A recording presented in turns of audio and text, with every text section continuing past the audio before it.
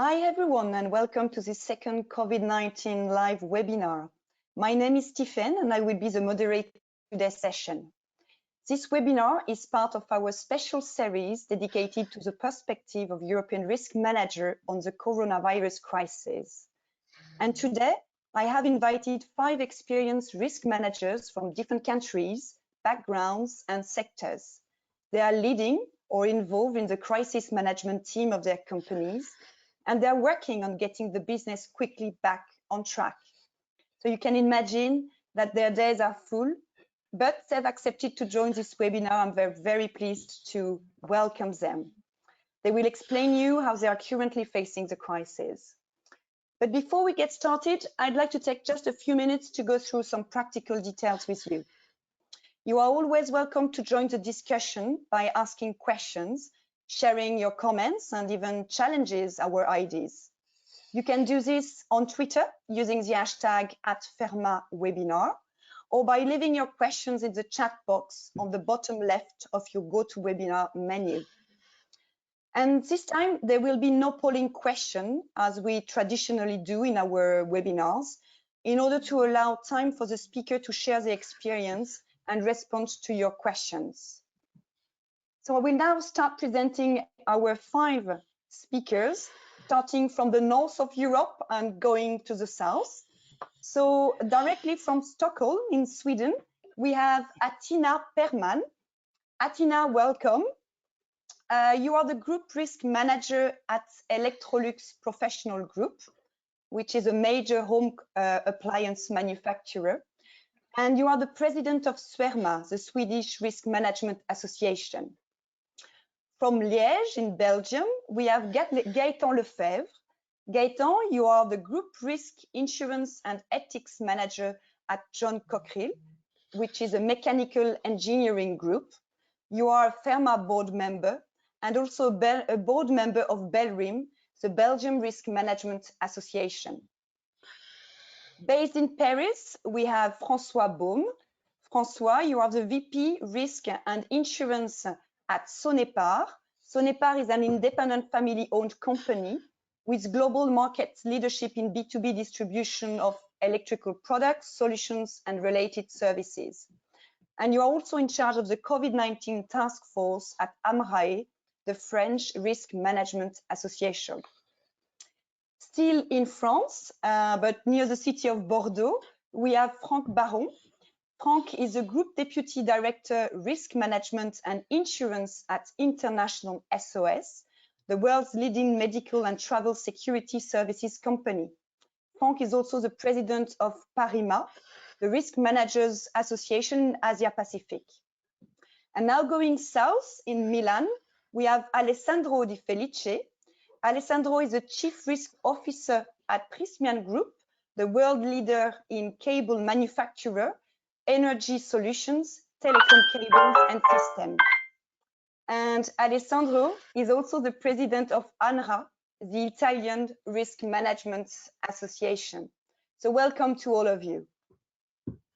So I will start our tour of Europe with you, Attina. My question to you, Attina, is, we know that Sweden has taken a different approach compared to the rest of the world in fighting the coronavirus outbreak. So there is no strict lockdown, very less stringent restrictions than elsewhere in Europe. So can you give your insight about the Swedish strategy and specifically how it has impacted the crisis management in your global company? Thank you, Stefan. Well, yeah, to explain the strategy in Sweden, I will have to start by giving a short background. So Sweden has the highest number of single households in Europe, and the average age when moving from home is 19.6 years of age. This is the youngest in Europe. And we don't almost have any multi-generation living, so no grandmas and grandpas and aunts living with their younger families. Sweden is also a very big country. It's almost twice the size of the UK, and we only have 10 million people here, so we have a lot of space. And we already have a kind of natural social distancing in the sense that we don't have the same level of social physical interaction in the daily life when life has been normal, especially during winter. as compared to continental Europe. So just comparing with Denmark, you will see more crowded restaurants and cafes than here in Sweden. And of course, all of this helps in mitigating the spread to begin with. But most importantly, Swedes have a high trust in the authorities and strong adherence to government recommendations. So there is no need for, legal decrees, lockdowns, and so on, because people will follow the recommendations anyway. So looking at the Swedish strategy, it has been focusing on keeping a balance between protecting the economy and at the same time making sure the healthcare system is managing the number of sick who need intensive care. And as long as we don't have a vaccine, people will keep being infected, and we cannot lock people in for months and months. The economy will collapse in the end. So the measures we have taken, as you mentioned already, is to have not everybody locked in. We are having schools and daycare centers open so that doctors and nurses actually can go to work, because we don't have the grandmas and grandpas taking care of the kids. They have to go to daycare center. So stay home if you're over 70 or at risk, or if you're ill. Refrain from using public transportation. Actually, it has decreased with about 50%. Refrain from unnecessary traveling and social gatherings. So we can still gather, we can still go to a restaurant, but crowds over 50 people are not allowed. Most cafes and restaurants are still open, but most of them actually apply takeaway. And if you're eating there, you still have to do social distancing. So every second table is unavailable. Work from home if you can. This strategy has been successful in Sweden, in the sense that the number of new cases has not increased dramatically since the crisis started. And now we're actually seeing some flat curve for some time. In Sweden, we are 10 million, and we are about 2,300 dead until now. We have quite a high success rate when it comes to patients in intensive care. More than 80% have survived, and that is the highest in Europe. Average in Europe is 50%. Hospitals are coping, even if we have these measures in place in the society. They even have managed to increase the capacity. So we have had about 20% steady available additional beds. We have also been moving patients around into the country, moving them where you have available beds. Where we have failed in one area, and that is in the elderly care centers. 50% of the total death in COVID is at the elderly homes. And this is due to the fact that Sweden have not, they have chosen the strategy not to test people.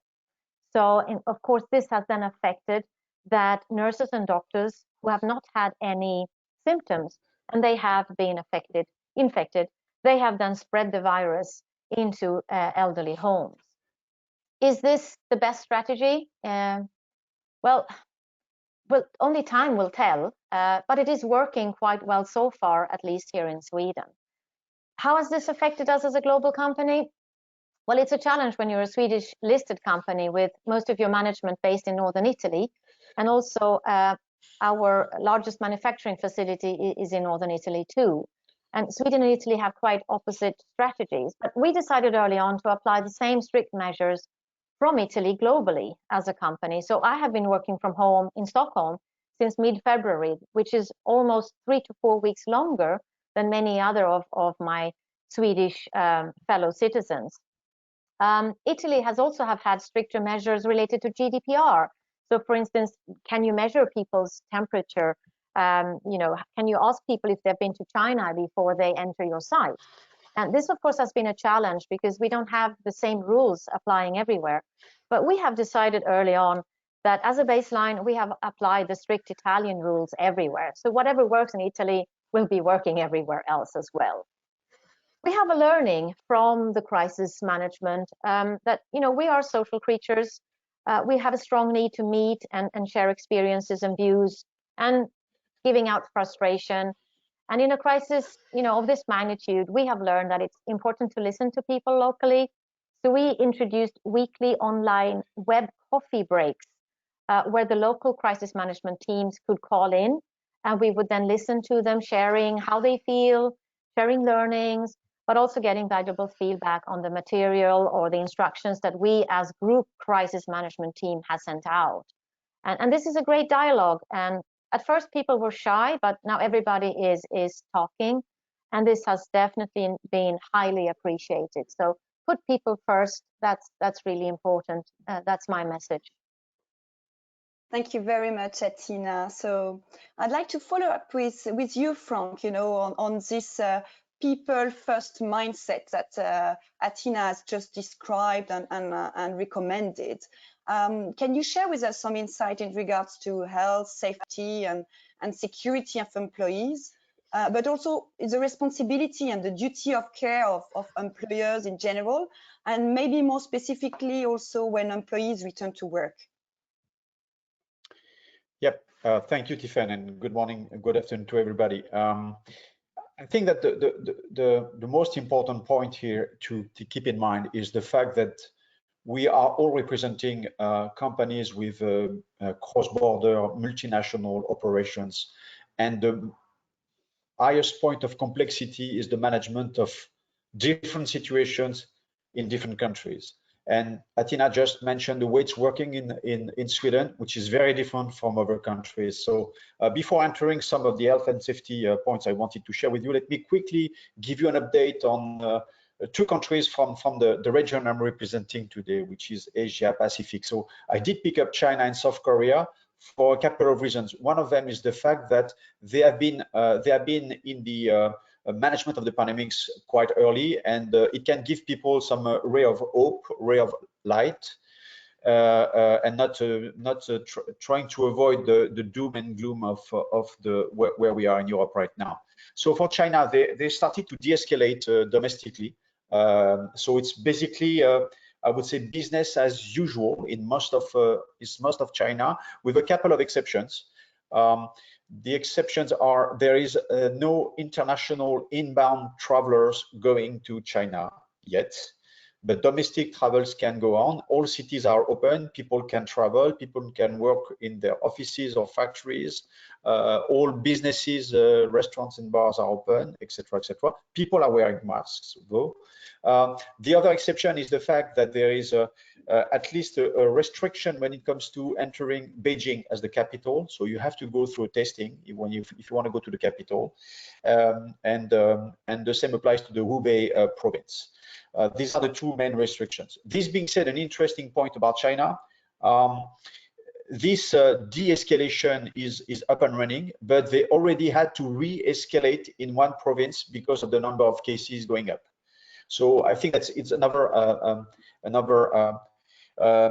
lesson I wanted to share with you guys, is the fact that even if we are going to go gradually into deconfinement, a de-escalation of lockdowns, we have to be ready for re-escalation partially, globally, systematically as we go through the evolution of the pandemic. So that's something to be kept in mind. South Korea is another good example. South Korea did not go for the lockdowns. They did not go for restrictions. What they did, they had a very clear strategy in terms of what they call the taste and trace strategy, in order to reduce as much as possible the spread of the virus. And they have been very successful at doing this. So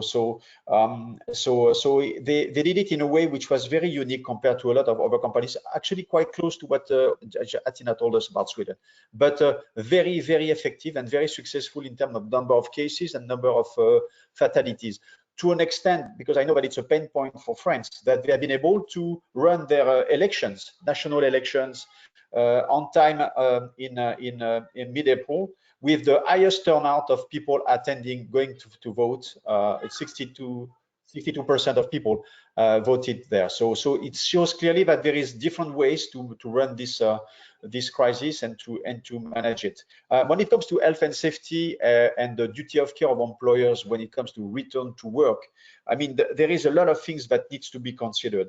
And the very first thing, I think, again, I would like to insist on this one, to the risk of being to repeat myself, but it's really how to cope with a wide variety of different situations in the different countries. And most of the members of FERMA, the people attending the call today, are coming from companies who have some level of international activities, and that's, I think, the most complex aspect of it to be managed. So first of all, having, let's say, a very trusted source of information is important. There is today too much non-reliable, unverified, false information spreading around through social media, etc. So giving the right level of information on a very regular basis to our employees is, for me, one of the key thing. And obviously having the right return to work plan to help all the operations to go back to normal, and it goes into very practical things. What are the hygiene and cleaning protocols? Do we have enough masks? How to treat somebody who is going to get the virus, or is going to be confronted with somebody who got the virus, etc. So I think that is going to be, for me, the most difficult aspect, is how to liaise all the different solutions and plans that you have to implement in each country, because each country will be in a different at a different degree or different level of the pandemic curve, and that is, for me, very important. Tina alluded to the people at risk population. That I think for employers there is here a very clear focus that needs to happen in terms of looking at who is at risk. So the people who are, let's say, older than others, people with pre-existing medical conditions, pregnant women, people who have chronic respiratory weaknesses, etc., etc. So there is a lot of things to be considered, so that you can cluster people and make sure that that your return to operation is not going to lead to a very hard stop after some let's say attempt to resume the business and the industry. Thank you very much, Frank. So we fully understood that the difficulty is really to manage the different situation geographically, but also within the own company. So there are several aspects that companies need to take into account in order to address the pandemic-related disruptions. And in this respect, Alessandro, I would like to turn to you and specifically ask you the question in terms of the risk manager support. What kind of analysis or scenario the risk manager can submit to the board and the top management in order to support the decision-making process? And can you give example of it? We have a problem of connection with Alessandro.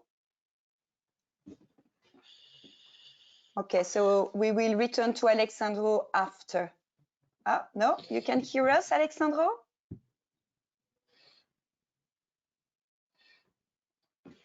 Okay, we will return to Alessandro after.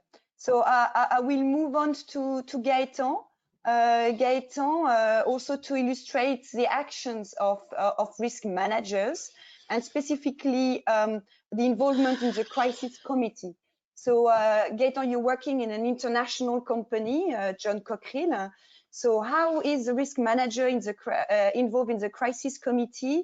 What is his role?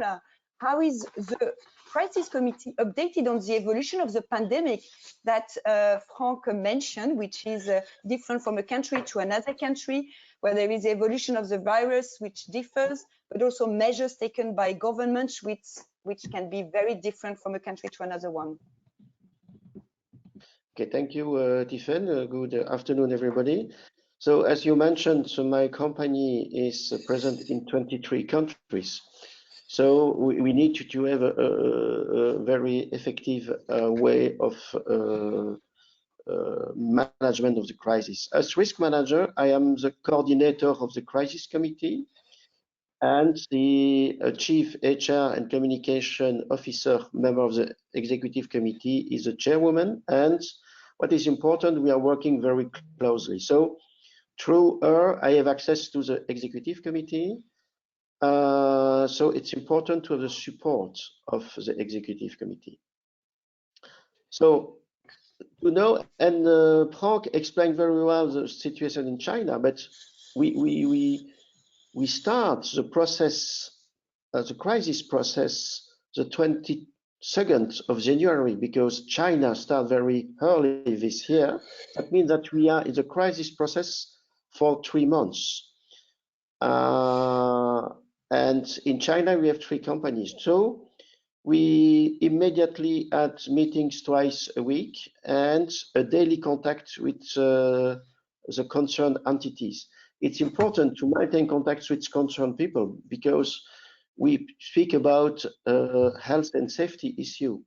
So it's important to support people on the ground. In function of the evaluation of the crisis, we updated the composition of the crisis committee. And finally, with the evolution and quite all countries where we are active are concerned, we updated the composition of the crisis committee and we split into two committees. One we call the core crisis committee with a small number of members, myself, so the HR officer, communication, ICT, supply of safety equipment is key during this crisis, and finally the health and safety manager. So, and we have a second one, extended, what we call extended crisis committee, with a representative of each activity sector. So to have a very good view and follow-up of each country and entities worldwide. We need to know that today China is back to quite normal business, as Frank already mentioned it, and support us to find safety equipment like masks, for example. And in the other side, Europe and US are in lockdown, as you know. So today, the next step is to prepare the return to the office, so the deconfinement, step by step in the different countries in Europe. I need also to mention that we have also a specific crisis committee. I am a member of this committee in France because it's the second country in organization with a lot of people. So it's important also to have different crisis committee in place. And what we start also just to prepare the back to the normal way of business, we put in place specific economic committee just to prepare the normal way of work. If in summary, what I would say in the crisis management in this outbreak, the key elements is to update regularly the way of work of the crisis committee, also the involvement of the key persons, and very, very important is the communication. Communication in two ways. First, to all employees, just to avoid fake news, to avoid stupid things, but also to give right information and right instruction. And the second way of communication into the executive committee and through the executive committee to all the management. So important to update, to communicate, and to be sure that each employee has the right information at the right place. Okay, thank you. Thank you very much, Gaëtan, for sharing this experience with us. And I will go back to Alessandro now. I think the connection is better. Can you hear us well? Yes, we can hear you. Okay. Good. So Alessandro, the question I wanted to ask you is about you know, the support that the risk manager can bring to the board and the top management in order to help with the decision-making process, and if you've got example of it. Yeah. Yeah, I would say that the support of the risk managers is basically in main area. I will start from financial risks, where we are providing to the board of director and to the top management impact analysis on, for example, credit and the liquidity. Impact in terms of operative risks, such as business continuity and supply chain. Impact analysis and sensitivity analysis on strategic risks based on trend of the demand and market and basically also offer and price, and mixing all of these elements for a wide COVID-19 impact analysis. So it's a lot of data that needs to be treated with actuarial analysis and also mathematical analysis to provide a very quantitative results and outcome. Also, in terms of operative risks and health and safety risks, an impact analysis on the numbers of employees that may be affected by COVID-19, and this has been an exercise based on the available statistic. In particular, in Italy, we have an Italian spread of COVID-19 and a particular situation in the Lombardy region. Lombardy region alone is basically half of the Italian cases. Right now, the first target has been reached, that is to stop and to put under control and to reduce the hospitalized people, and in particular the people in intensive therapy. You have to consider that in the middle of March we were at a peak of 12,000 people hospitalized and 1,400 people in intensive therapy. So in total 13,000 people hospitalized, and this was not any more sustainable by the Lombardy region hospital.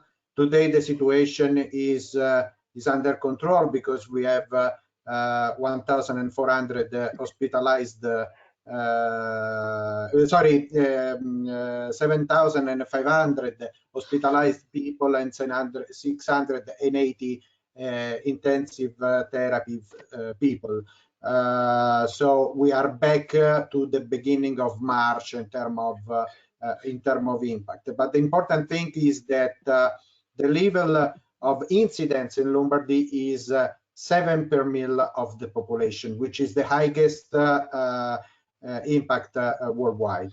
So we utilize this statistical data coming also from the Ministry of Health in Italy to elaborate, for example, a model based on the class of age of the employees of the company and the resident address of the people. So elaborating an analysis based on statistical data to evaluate what could be the impact on the people, and therefore giving the answer in terms of risk of duty of care of the company, because the decision of the company has been immediately to save as much as possible and do all what is possible to keep the employees in a safe situation, also by contribution in case of hospitalization. So let's say an economical help from the company to those people.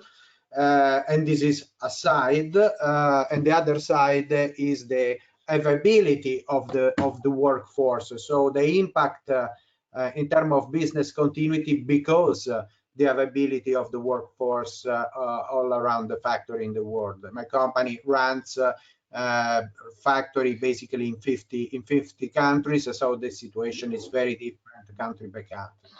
And this has been a very useful tools to determine this, taking consideration that all white collar has been put into remote working. The company was perfectly equipped to do this, so with no major disruption in the people doing remote working. I'm personally at home since the end of February. We started well before the Italian government decision, because we have already the crisis in China, in our Chinese affiliates, at the beginning of January. So we were in a way prepared to what was going on. But definitely on the factories, and practically all the factories are open. You need the blue collar, so you need to know how many of them are available, what kind of organization of the workflow you can do in agreement with them without stressing the people is really a fundamental point. The agreement between the company and the employees on the way that he is able to go working, considering also his personal constraint at home, with families, with the children at home. So the company really organized also and take care also on their personal, family, and private related problems to ensure that they were able to go. So it's not only, what I want to say is not only a matter of safety, which is a duty, is also a matter of duty of care. So doing something more to let the people feeling that the company is worried about them. So, and this is a real important mitigation measures to granting the business continuity and disaster recovery plan. Again, these are model. Maybe I can show you a couple of slides just to see what kind of analysis are done, but very, I would say, very. Alessandro, we see that you are passionate about it, and definitely you are explaining very well what you have developed, and we really see that, you know, the key role of risk managers, really important to support the company to reduce the impact of COVID-19. Because I see also the time, I'm very sorry, but we will have to move on.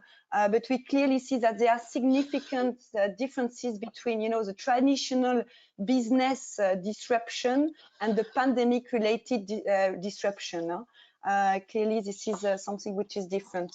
And while, of course, you are busy managing the crisis, there is also, it's also the time to be able to think at the return to work, the return to operation, to ensure that it is successful. And I will now turn to François. François, so we've seen that in some European countries, there is the ease of lockdown measures which have started, or some governments are planning to, and have already announced, or it's on the agenda to announce how they will do it. So can you share with us some insight on how risk managers participate in the preparation of the return to work, or the return to operation, if you want? Yes, thanks, Stephen. Yeah, in France, actually, it is just the case right now. The Prime Minister is finishing the announcement of the plan that the government tend to implement starting May 11. So we will have formal elements, formal guidance that will allow us to adapt the back to the workplace, because it's more that than back to work, because currently I am working at home, but I'm still working. So some of the employees, based on the job and functions they have, they are already back to work, or they were not confined, because some of the activities of some companies, including mine, are considered as essential. So these activities were maintained all over the lockdown period, with the implementation of very strict measures in order to preserve the health and safety of the employee, of the customers, and and preserve also the fact that the activity can be run. So there is a need before envisaging the return to the workplace plan to take all the data available, the ones linked to the evolution of the pandemic in a given country, as mentioned by Alessandro, but also by Gaëtan, Frank, and Atina. Take also the data you have regarding the impact on your activity in all the countries or regions you are on the workers, also by category, job function, and place of work, and also on the activity, globally speaking, in order to figure out what can restart and what will restart at the early beginning of the first post-lockdown phases, and maybe in a second or third step. Based on that, you will, and also on an evaluation of employees that are considered at risk, like the ones Frank mentioned and some others too. Also take into consideration the employees who have been ill. They may, depending the strength of the epidemics they have, they may have difficulties to return back to work very rapidly, or they may need to have an adaptation of their work, their daily work, in order to take into account some specific effects that this disease is having. So based on that, you will have all the elements to define who should return to work and when. You will be able also to prepare the workplace in order to implement or maintain or reinforce social distancing measures, workplace adaptation, communication, either for the workers and also for potential visitors or customers that may enter into your premises. So all of that is a collective effort. The risk manager, and especially in France, the ones that with whom I am interacting, are involved in the crisis coordination. And oftenly, as these groups are multinationals, they are involved in the core crisis management team, like Gaëtan mentioned, and they are supervising or trying to build up a view of the activities of the local or regional crisis committees that are acting on a more, let's say, localized perimeter. All of that allows the risk manager to build up a clear vision of the impact of the crisis right now and the possibilities of reopening or restarting the activity in a, let's say, almost normal mode, and what kind of planning or phasing can be implemented. Because one key parameter to keep in mind, as Frank was mentioning earlier on, is that there may be a second or third wave depending on a variety of parameters. The decision taken by the government, the ability of citizens to follow these measures, and also the measures that you as a company will take. So all of that needs to be prepared, and you need to have a plan that will allow you to go back to let's say less opening position, and maybe put some people again in a confinement mode at home because they are maybe exposed again to the virus. So you need to take that into account and organize with the human resources shifts, and also rethink the way the work will be done on a daily basis during these ramp-up phases. You will probably have to rethink the way you are envisaging meetings. Meetings will probably be more virtual as they were all along the crisis, rather than, again, physical ones. This will be also the case for events that your company may organize, or events that you may attend to, and also for travel.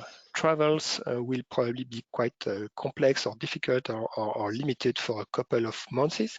So you will have also to take that into account. And globally speaking, you will have to re-envisage, but there may be with a several step démarche, the impact of this crisis on your activity with some very immediate or immediate measures or changes that will impact your activity, and some medium or long-term impacts that you will have to deal with, and you will have a bit more time to think about these measures and how you will you may want as a company to deal with these measures. So all of that is daily activity of risk managers as of today, and it will probably last for a couple of weeks or maybe more months all along the year, as the pandemics will, the ease of lockdown will be probably progressive in the various countries, and there will be a need to maintain a follow-up organization in order to maintain the visibility of the management on the evolution of the crisis, and also allow communication to the various stakeholders, internal and external ones, that the company is dealing with. So all of that is said before by the other speakers, is among the duties of risk manager as of today. Thank you, François, and thank you all of you for these very enriching testimonials.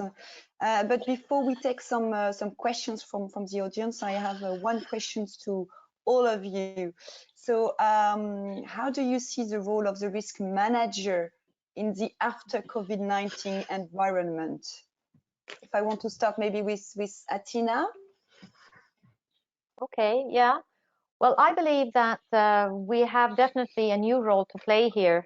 We will be facing a new situation, just as François mentioned. There will be a new normal when we go back. We will never have the same normal as before the COVID crisis. And this new environment and new people behaviors will change, the view on credible risks and domino effects. This will change our risk registers, our heat maps, and we need to be proactive as risk managers now and make sure that we have a huge role to play. So we need to step up now. We have a great opportunity that we have been able to show our worth and our value now in leading the crisis teams in this really serious crisis. And we should take the opportunity and try to make a difference also now in helping our companies to handle new risks and finding new opportunities in this new environment. We need to be in the forefront, so we have a great opportunity. And Frank, if I link to what Athina just mentioned about the risk register and the risk mapping, do you think there will be an evolution of this risk map?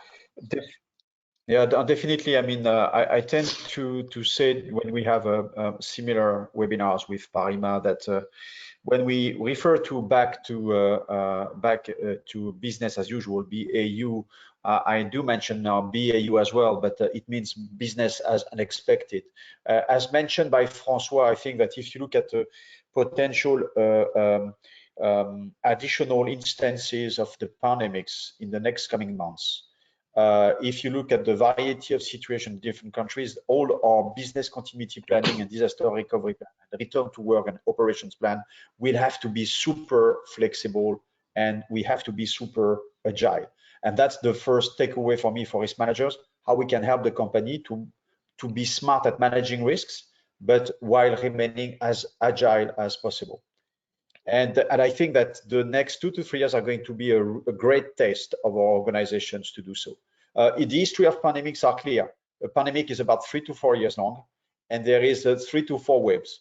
That's what the medical and science tells us. So we have to be ready for that. Going back to what Athina said, yes, if I look at the way I'm engaging with the ExCo and the board, completely different. We had an ERM program in place with a decent level of strategic matters, commercial matters being discussed. I think it was still too much of a compliance-driven, too much of a matrix, too much of a risk mapping, too much of an exercise that you need to do so that you can comply with various type of things.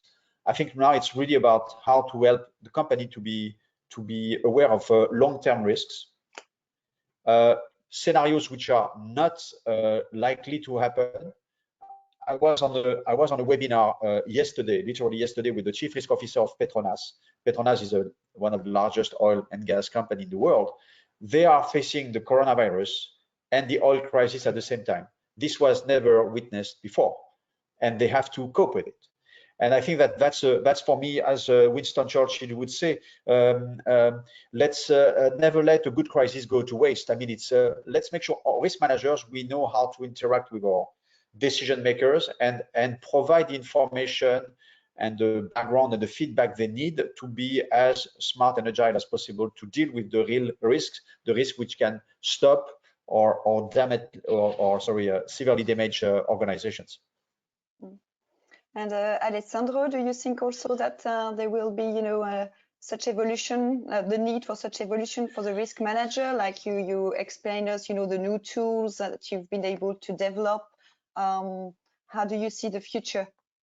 Yeah, I fully agree on Frank and Titina perspective. By the way, a couple of days ago, 3 days ago, Bloomberg wrote an article saying exactly the same things, that the risk managers as becoming and will be more and more a strategic function rather than a compliance function. So we must. The message, I think, for us, for our community, is to be as much as possible able to provide an outcome that can be aligned to strategic objective, to be really of an help in the strategic decision making. And I think we are facing an easy time to do this implementation. I fully agree also on what Frank was saying in terms of being a less formal exercise. We can't go on with risk matrix and maps where it is clearly demonstrated that the scale of the likelihood of a risk is misleading, because the important thing is the impact of a risk. If a risk has a possibility and then has a large impact, it cannot be solved because it's a very unlike or very low likelihood to happen. And this situation really demonstrate this. In terms of skills, we already have the skills. We are able to manage actuarial statistical analysis, to put into relation numbers. So I think we do have, our community do have already the skills. The important thing is that it's able to make things easy to be understand and are communicated in a proper manner. Okay. And Gaëtan, for you, what would be the lessons learned? So definitively, lesson learned, we don't have all the output today. I think inside the company, we need to organize an exercise lesson learned. And my first lesson learned would be pandemic was certainly not of the top of the risk identified by the executive committee.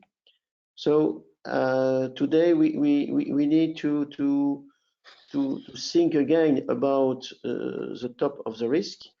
And after the sanitary and pandemic crisis, we are in front of a crisis economy. So it's important also to have in mind that it's combined crisis, sanitary and economic. And certainly, my concern also is in this kind of period, risk manager is certainly more visible in all the company. And it's important to play the role, to take the role, and to be very effective. And certainly there is a before and an after the crisis. And certainly we need to capitalize on the reputation we acquire through the crisis. Okay, thank you, Gaëtan. And François, how do you see the evolution of the role of the risk manager tomorrow? I think that risk management time has definitely come. There is no doubt on that. Risk manager time, not fully sure right now. I think that it will be up to us to confirm that we are the ones, we as risk managers, individually and also collectively as a profession, we are the ones that are the best placed, skilled, and in order to organize this kind of activity, risk management, crisis management, and experience sharing around that in order to make the company in which we are working progress. I think that as of today, there is no risk managers everywhere, meaning that you can do risk management without a risk manager. Some companies that are more mature, more aware, and maybe more also powerful in terms of finance have risk managers, like all of us. The idea maybe can be tomorrow to transversalize that and implement risk managers or risk management functions more widely than it is today, but it will be up to us to confirm that the risk manager time is also has also come. I used to be a biologist by background, so I think that we have all parameters are available for us to succeed, but we need to transform ourselves in order to be as flexible, as agile, as skilled as needed, in order to be able to get that challenge done. Yes, thank you. So I will now take the questions that have been submitted by the audience, and were quite a lot of them. So already I will say that we won't be able to answer now all of the questions, but we will post on the website the answers to all the questions we have not been able to answer live. So there are some questions about the returning to operation. We can see that it's very high on the minds of everyone.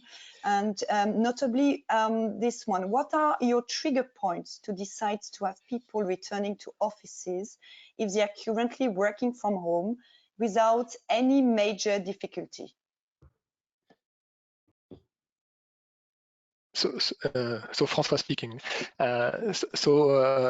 What we can say for that, and this is probably common for every geography, is that if your daily activity is not too much disturbed by the fact that you are working from home, as of today and for the next couple of weeks after the lockdown, it's recommended to stay at home and pursue telecommuting as much as possible to avoid, and especially in very densely populated areas like Paris, for instance, where you will have to go to use probably public transportations and socialize. Even if you will try to maintain social distancing, it will be complex. So if your activity is compatible with telecommuting, it's preferable to stay at home, and I think the vast majority of the companies will probably tend to and governments also will probably tend to spread this advice.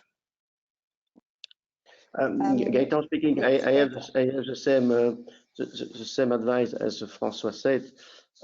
We restart with all people coming back into the office. We will go step by step, and a small amount of people by a small amount of people, and maximum in the coming months we will go to 50%, no more. Back to the reality and back to the before the crisis, I don't see before September, October. And doing so will also allow your company to be prepared in the event of a second or third wave. If you have 100% of your workforce on site and there is a second wave, you will probably be severely hit. There is also a question. Oh yes, Atina, please. Just to add something about why it's important also for people to go to work to have the social interaction. But we have decided also to actually have different teams, so team A and team B. So to maintain people working from home, not to have too many in the office, and to be able to meet a second wave, but at the same time making sure that people can meet and have some social interaction and a connection with the workplace, Team A will stay in the office the first week and Team B will go to the office in the second week, and so on, to keep this going. Tiffen, just to add to this, because what Atina just said was the strategy that we had in Singapore at the beginning of the crisis. It was about splitting teams, and the rotation was every day or every week. But just to let you know that because of a kind of second wave hitting Singapore 3 weeks ago, they went for a new lockdown. So again, having the flexibility and being able to get the right level of information so that you can adapt and go back to a few protocols which were in place during the very deep of the crisis is, I think, very important to keep in mind. Yeah, for sure. Yes. We also have a couple of questions related to your insurance programs. So do you believe that your future insurance programs may have to change in structure and cost significantly? If so, why? And there is also a question about the role of the insurance in supporting a fast recovery. So who would like to take this question? I can take a little bit of this. I mean, we had a survey within FERMA with over 2,500 members about what's the impact. A massive number of them told us that their perception is that insurers are leveraging on the crisis to continue to surf on this hardening cycle the market is in for about now, let's say 12 to 18 months. So that's the feedback we are receiving from members, is to say that insurers are asking for more and they're leveraging on the fact that potentially their reserves, their financials are going to be impacted by COVID-19, even if most of them are telling us that COVID-19 does not have a specific impact to them in terms of loss run. The most important part is that if you look at the people here in the panel, most of them are dealing with insurance and they are quite experienced. They know how to deal with insurers. They know how to meet with them and talk about their risk profile and how to negotiate things. The problem now is that we can't meet with people. And electronically speaking, you can still have the conversation, but the conversation is not at the same level of quality that we had previously. So that's another struggle we are in as insurance buyers. Does anyone want to complete or to add? No? Okay, so we have also another interesting question about the company's culture. How important is a company's culture to ensure that while health and safety is top priority, how do you get a balance between customer funding and sustainability environment? Okay. I think that sorry, Alessandro, go ahead. You go ahead, Alessandro. Okay, sorry. I think that if we are talking about sustainability, I think that this is again another historical occasion.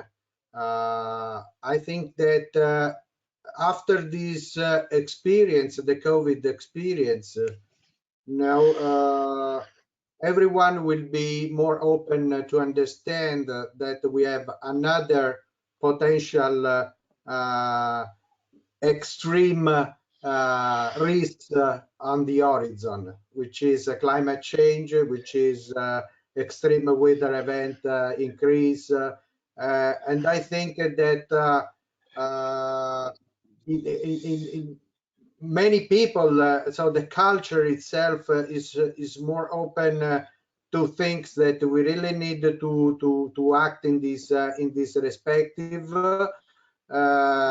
and we are not going to wait that another crisis will destroy us in a similar way. So maybe this could be a change of mentality also on what regards the perspective and the outlook of risks in a very larger scale than before.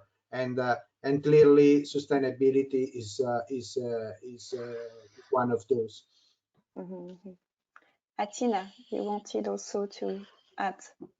I just wanted to comment a little bit about company culture. So my experience from this crisis, especially in the beginning, is that it's so important for company management to walk the talk. So we could see in certain countries where you have hierarchy. So in countries like Italy and Spain and Belgium, Netherlands, people were very reluctant to actually work from home, even if the instructions from top management were to work from home, because the top management were still in the office. So we were struggling up to 2-3 weeks before, we managed to get everybody in the top management to actually work from home. Then we could get everybody in. So walk the talk is really important, and setting culture in a company is a huge impact, definitely.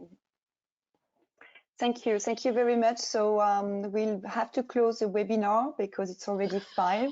So thank you to all our speakers. I hope you've all enjoyed it, and for everyone listening to us, that you have been able to have some recommendations, and it will be helpful in your daily work.